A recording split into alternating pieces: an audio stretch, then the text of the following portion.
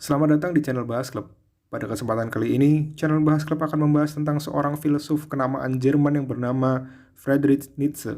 Friedrich Nietzsche adalah seorang filsuf yang berasal dari Jerman.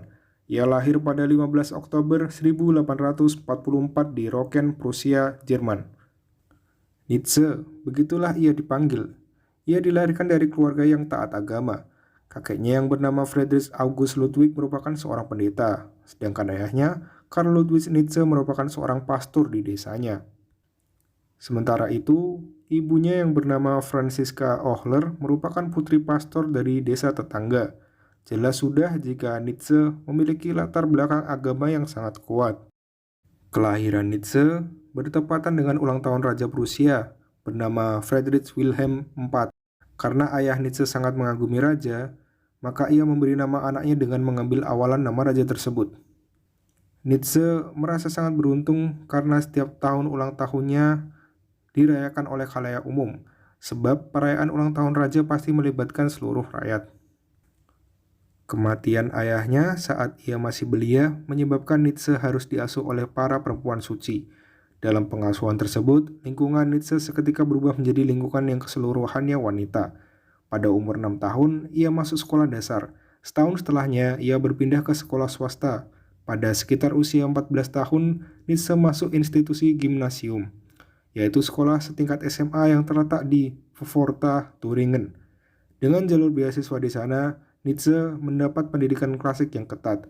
Sekolah tersebut mengutamakan belajar bahasa Latin dan Yunani.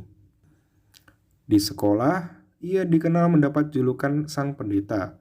Selain itu, ia gemar membaca banyak karya sastra dari tokoh-tokoh terkenal yang telah ia tamatkan bukunya. Di masa sekolah pula, Nietzsche membentuk perkumpulan sastra.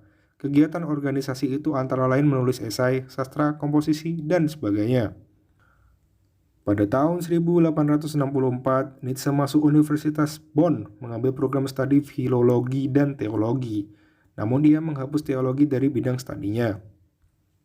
Kenyataan yang diperoleh dalam biografi Friedrich Nietzsche adalah bahwa dirinya meninggalkan agama Kristen pada usia 18 tahun, sebuah kejanggalan yang diherankan masyarakat. Bagaimana mungkin seorang anak pastor bisa meninggalkan kepercayaannya?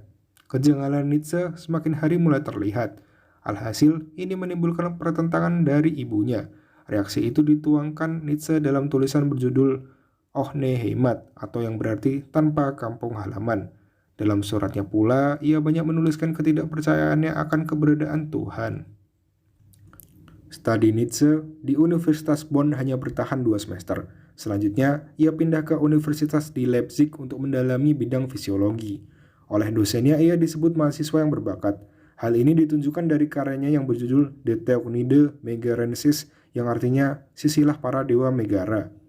Segelintir persepsi Nietzsche pada buku The World as Will and Idea pada tahun 1819 karya Arthur Schopenhauer. Karya filsuf Arthur Schopenhauer mengubah Nietzsche menjadi seorang Schopenhaueran. Pandangan mazhab ini bahwa dunia ditopang oleh sebuah keinginan umum yang tidak memperhatikan kemanusiaan. Hal itu sejalan dengan pemikiran Nietzsche. Ia yang dahulu menyukai bidang teologi, sejak saat itu tidak lagi mengembarinya. Namun, ia dikenal berbakat di bidang fisiologi. Karya-karya Nietzsche banyak dilirik dosen hingga akhirnya ia menempuh karir sebagai pengajar di suatu universitas. Universitas tempat Nietzsche mengajar adalah di Universitas Basel. Ia mulai mengajar pada usia 24 tahun. Selama periode inilah, ia menerbitkan buku pertamanya, yaitu Kelahiran Tragedi pada tahun 1872.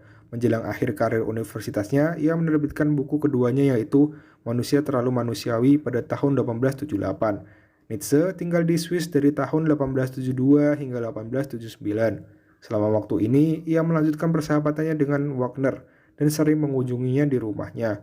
Wagner adalah seorang musisi yang menjadi sumber inspirasi dari Nietzsche. Terlebih pada ide-ide antisematik. Pada tahun 1879, kesehatan Nietzsche mulai memburuk dan ini menyebabkan dia mengundurkan diri dari jabatannya di universitas pada bulan Juni 1879. Pada 25 Agustus 1900, pada usia 56 tahun, Nietzsche meninggal. Penyebab kematiannya digambarkan sebagai kombinasi dari pneumonia dan stroke. Jenazahnya dimakamkan di pemakaman keluarga dekat makam ibu dan saudara perempuannya. Sekian yang bisa dibahas oleh Bahas Klub. Jangan lupa like, komen, dan subscribe. Sampai jumpa.